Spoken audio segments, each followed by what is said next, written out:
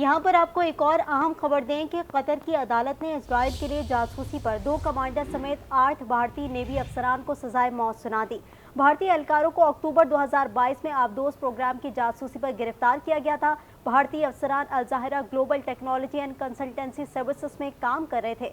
भारतीय वजारत खारजा ने कतरी अदालत के फैसले की तस्दीक कर दी है। आपको बताते चलें कि कतर की अदालत ने इजराइल के लिए जासूसी पर 2 कमांडर समेत 8 भारतीय नेवी अफसरान को सजाए मौत सुना दी है। भारतीय एहलकारों को अक्टूबर 2022 में आबदोज प्रोग्राम की जासूसी पर गिरफ्तार किया गया था। भारतीय अफसरान अल ज़ाहिरा global technology and consultancy services में काम कर रहे थे।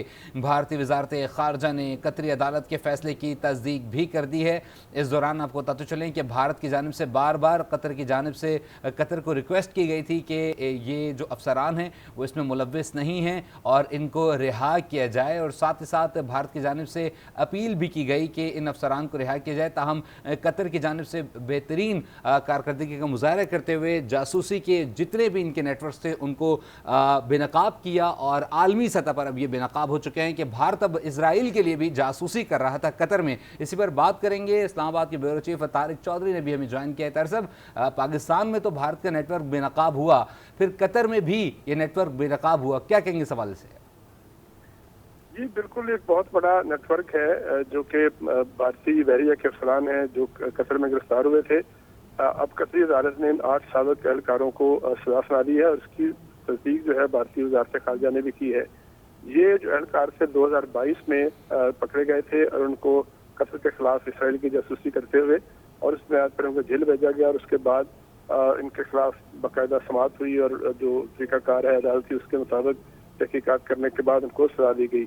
ये जो एहलकार हैं ये ग्लोबल टेक्नोलॉजी में छोटी जो आबदोजें वगैरह बनाते थे और इस तरह के खास मसलों पर काम कर रहे थे, जिसमें भारतीय फौजी एहलकार कैप्टन नवतेज सिंह है, बरिंद्रा कुमार वर्मा है, सोराब वशिष्ठ है, कमांडर थे, कमांडर लेवल के अमित नगपाल थे, इसके अलावा परिंदो तिवारी थे और संजीव गुप्ता वगैरह। ये सारे मुख्तलिफ रैंक्स के ऑफिसर थे जो कि भारतीय नेवी के ऑफिसर थे और कतर में जासूसी करते हुए पकड़े गए इसराइल के लिए, जिस पर एक तवील अरसे के बाद एक बाकायदा प्रोसेस उनको सजा दी गई, जिससे ये भी बात साबित होगी कि इससे पहले जिस तरह पाकिस्तान में कुलभूषण जाधव जो पकड़ा गया था वो भी नेवी का एक हादर सर्विस अफसर था और बलूचिस्तान में जासूसी का दहशतगर्दी का नेटवर्क चला रहा था, और अभी वो पाकिस्तान में ज़ेर हिरासत है। तो ये वो चीज़ें हैं जो आजकल दुनिया के सामने आश्कार हो रही हैं। किस तरह भारत के जो फौजी अफसर हैं वो दूसरे मुल्कों में जाकर तकरीबकारी करते हैं और जासूसी करते हैं और उनके एतमाद को ठेस पहुंचाते हैं। अच्छा तारिक चौधरी, जिस तरीके से जाहिर है ये एक अच्छा इकदाम है जो कतर की जानिब से सामने आया है, और अगर हम इसकी रोकथाम की बात करें या चीज़ों की बात करें तो हम भारत की चीज़ों को हाईलाइट तो करते हैं, दिखाते तो हैं, लेकिन इसकी रोकथाम के लिए एक स्ट्रैटेजी मुरतब नहीं होती है। कतर हुकूमत की जानिब से कोई स्ट्रैटेजी बनाई गई? देखिए, कतर की हुकूमत ने भी दीगर दुनिया की जो लेजिस्लेटिव हुकूमतें हैं उनके उसकी तरह जो नॉर्म्स है आज के सफारती और अदालती, उन लोगों को गिरफ्तार किया गया। गिरफ्तार करने के बाद उन पर जब जुर्म साबित हुआ तो उनको सजा दे दी गई है।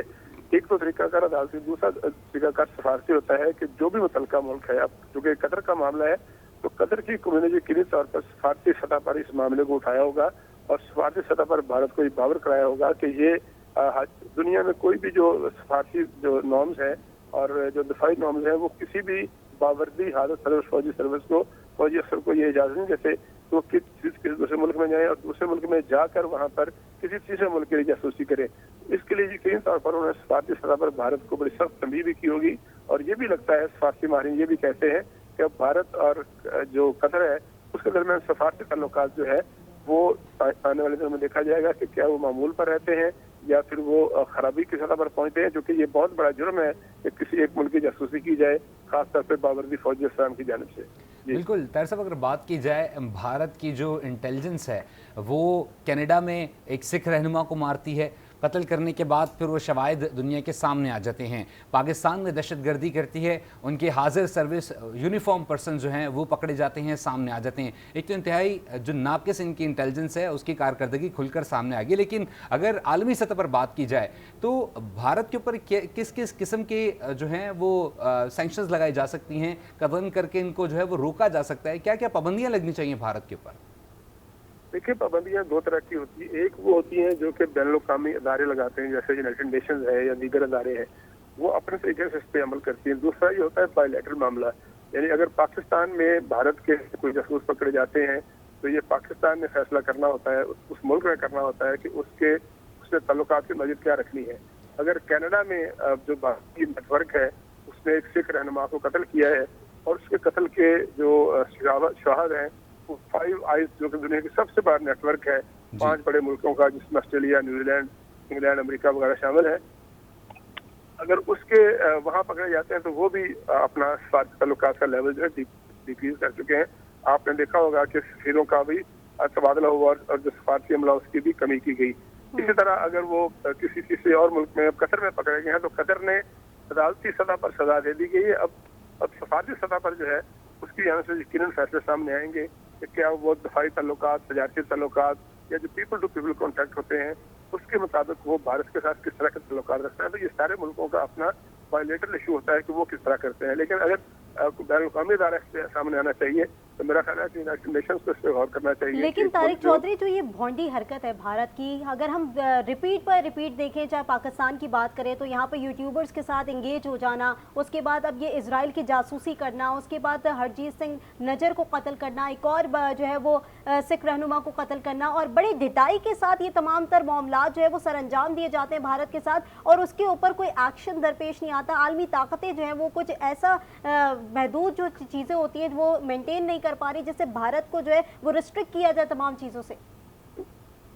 देखिए, एक तो बात साबित हुई इन मुल्क के सारे वाकयात के, वो कुलभूषण का वाकया हो, वो कनाडा का वाकया हो, वो जो कुछ अर्सा पहले एक मुल्कों में एक इंटेलिजेंस नेटवर्क पकड़ा गया था, वो भी भारत की तरफ से फेक न्यूज के हवाले से एक पूरा नेटवर्क था। इसी तरह जो कतर में जो है वो नेटवर्क पकड़ा गया और वो सजा हुई, ये सारी बातें साबित करती हैं आलमी सतह पर कि भारत एक गैर जिम्मेदार मुल्क है। भारत दूसरे मुल्कों के मामला में मुदाखलत करता है। भारत दूसरे मुल्कों की जो टेरिटोरियल इंटेग्रिटी है उसका ख्याल नहीं करता। भारत दूसरे मुल्कों की जो एक जो जिस लेवल पे सफारती मामला चलाने हो उसका एहतराम नहीं करता, बल्कि आपने देखा होगा कि माजी में बांग्लादेश में, नेपाल में, श्रीलंका में हर मुल्क में उन्होंने तकलीफकारी कराई, हर मुल्क में दहशतगर्दी की, हर मुल्क के साथ उन्होंने अपनी जो टर्म्स है करने की कोशिश की। पाकिस्तान के साथ आए रोज LOC पे वायलेशन करता है, फायरिंग करता है। पाकिस्तान में दहशतगर्दी के वाकयात में जो है वो उनको पैट्रनाइज करता है। पाकिस्तान में जो लोग दहशतगर्दी करते हैं उनका इलाज मालदा कई दफ़ा भारत में हुआ है। ये सारी चीज़ें इस बात को साबित करती हैं कि ना वो एक डेमोक्रेट मुल्क है, ना वो एक सेकुलर मुल्क है, ना ही वो एक ऐसा मुल्क है जो सफारती सतह पर बैनुल अक़वामी बरादरी में, अक़वाम आलम में जिम्मेदारी का मुज़ाहरा करता है। अब इसके बावजूद आपने जो सवाल किया कि क्यों बड़े मुल्क उसकी सरपरस्ती करते हैं, तो यही उनका तजाद है, यही उनकी मुनाफत है, यही उनके दोहरे रवैये हैं। तो एक तरफ तो ये दावा करते हैं कि बड़े डेमोक्रेट हैं, एक तरफ दावा करते हैं कि ह्यूमन राइट्स के बड़े चैंपियन हैं, और एक तरफ ये भी दावा करते हैं कि वो अक़वाम आलम को बराबरी को बराबर देते हैं। लेकिन एक तरफ अगर कुछ छोटा सा वाक़या भी हो जाए किसी निस्बतन कमज़ोर मुल्क का, तारिक चौधरी साहब हमारे साथ रहेगा, मोहम्मद अली साहब ने हमें ज्वाइन किया जो कि सिक्योरिटी एक्सपर्ट हैं, उनसे इस मामले पर तजिया जान लेते हैं। मोहम्मद अली साहब, यकीनी तौर पर एक अहम मामला है और कतर की जानिब से जो बावर्दी नेवी के अफसरान थे भारतीय, उन्हें पकड़ा गया इजराइल के लिए जासूसी करते हुए, जो कि एक सबमरीन वो ले रहे थे इटली से। सो ये तमाम तर मामला सामने है और अब उन्हें सज़ाए मौत सुना दी गई है। सो भारत के ऊपर किस तरीके से, क्योंकि वो पूरे खित्ते में फसादात मचा रहा है और अक़लियती बरादरी को अलग से वो निशाना बना रहा है अपने मुल्क में ही, किसी किस्म का कोई लॉ क्यों नहीं इम्प्लीमेंट किया जाता है कि उसके साथ जो सिफारती ताल्लुकात हैं वो मुतासर किए जाएँ, साथ ही साथ जो उसके ऑपरेशनल जो विंग्स काम कर रहे हैं उनको भी महदूद किया जाए? बहुत शुक्रिया जी। देखिए, ये यकीनन एक बहुत बड़ी डेवलपमेंट है, लेकिन इसके 4 मुख्तसर मैं पहलुओं की जानिब निशानदेही कर देता हूँ। पहला पहलू ये है कि देखें, भारत की शुरू से रीजनल और ग्लोबल ये पॉलिसी रही है कि वो इंटेलिजेंस एजेंसीज को, ख़ुसूसन रॉ को इस्तेमाल करता है दहशतगर्दी को प्रमोट करने के लिए, इंटेलिजेंस गैदरिंग के लिए, और इनकी जो डायस्पोरा भी है, चाहे वो सर्विंग हो या रिटायर्ड ऑफिसर्स भी जब वहाँ जाते हैं अंडर कवर, तो वो असल में अपने मुल्क के लिए इंटेलिजेंस का काम कर रहे होते हैं। और दूसरा पहलू ये है कि रिसेंटली जो एक इंटेलिजेंस कॉपरेशन का मुआहदा हुआ है I2U2 का, जिसमें अमेरिका, इसराइल, इंडिया और UAE शामिल हैं, उसके तहत इनकी आपस में इंटेलिजेंस शेयरिंग की भी है। तो लेकिन खास तौर पे यहाँ पे ये प्राइवेट कॉन्ट्रैक्टर्स के तौर पे गए थे और एक ان کو یہ کلاسیفائڈ انفارمیشن کا ایکسیس تھا، لیکن یہ اسرائیلی انٹیلیجنس سے وہ ساری معلومات شیئر کرتے رہے ہیں. تو یہ کیس تقریباً 1 سال چلا ہے اور تمام شواہد و ثبوت سامنے آنے کے بعد ان کو یہ سزا دی گئی ہے. لیکن میں سمجھتا ہوں کہ یہ پاکستان کے لیے خوش آئند ایک اسٹریٹجک اپرچونٹی ہے کہ ہم اپنے عرب بھائیوں کو یہ باور کرائیں کہ دیکھیں جو ان کی مسلم دشمنی ہے اور انتہا پسندی اور تنگ نظری اور نفرت ہے بھارت کی، وہ صرف پاکستانیوں کشمیر تک محدود نہیں ہے، بلکہ وہ عرب ممالک کے اندر بھی گھس کے جاسوسی ان کے مفادات کے خلاف کرتے ہیں، اور اسرائیل کے ساتھ جو ان کے حریف ہیں، جو ان کے مخالف ہیں، ان سے وہ تمام انٹیلیجنس انفارمیشن شیئر کرتے ہیں. تو ان کو چاہیے کہ وہ اپنے معاشی، دفاعی اور دیگر جو معاملات ہیں اس میں جو تعاون کے ان کے پلانز ہیں بھارت کے ساتھ، ان پہ زیادہ حقیقت پسندانہ انداز میں اور بروقت انداز میں نظر ثانی کریں، تاکہ وہ اپنے مفادات کا بھی تعین کر سکیں اور ان کو بھی پروٹیکٹ کر سکیں اور بھارت کو زیادہ حقیقت پسندانہ انداز میں دیکھیں. ٹھیک ہے، محمد علی صاحب ہمارے ساتھ ہی رہے گا. بریگیڈیئر بابر ریٹائرڈ صاحب نے ہمیں جوائن کیا ہے. بریگیڈیئر صاحب، جس طریقے سے اس وقت ہم قطر کا جو اقدام دیکھ رہے ہیں بھارت کی جانب سے، جو ان کے 8 نیوی افسران کو سزائے موت کی سزا سنائی گئی ہے، آپ کیا سمجھتے ہیں کہ جس طرح سے بھارت بار بار ایکسپوز ہو رہا ہے، یا جس طریقے سے بھارت کی جو حرکتیں سامنے آ رہی ہیں، اس کے بنسبت یہ اقدام بہت اچھا ہے قطر کی جانب سے؟